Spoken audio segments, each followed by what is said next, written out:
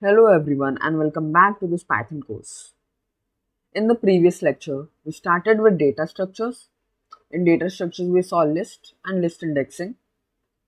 In today's lecture, we will be starting with list slicing. List slicing is similar to string slicing and has the same syntax. Let us review the syntax. What we know, let us open a multi-line command first, in which we will have the syntax, which is start, stop, and then step over. Now we have seen some examples. If we want to print the whole list, then we can just leave all the fields empty. It will take the default value.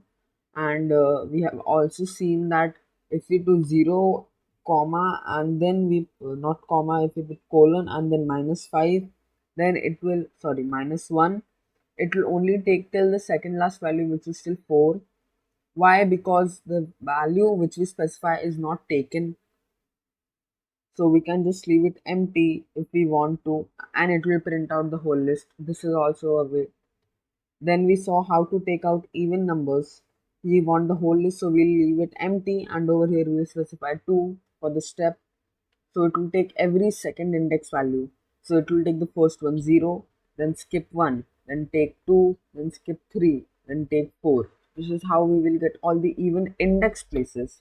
In this condition, the index places are also the numbers. So that's why it's index numbers as well.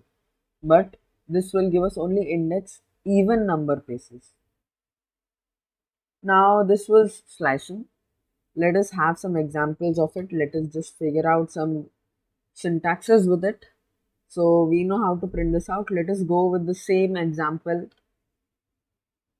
list over here. Let me just copy that and I'll paste it over here, and I'll do print.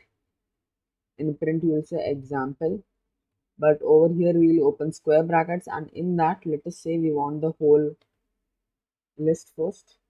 So we'll take the whole list first. We get the whole list.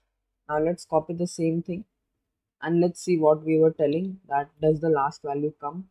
If we specify -1 over here and then run, then we only get till 4. As said, it doesn't give the last value if we specify it. Now another method we saw was we put 0 over here. That should also work, and print the whole list again. And now let's check for the even number one. Over here in the step we'll put 2. So with this, we have seen all the basic cases of list indexing. We have seen all the basic cases of list slicing. Now more exercises will be given to you in the description of this video. Please do check them and figure out the syntax of them. This was it for this video. We have learned list slicing, and in the next class we will start with list functions. Thank you and hope you have a great day ahead.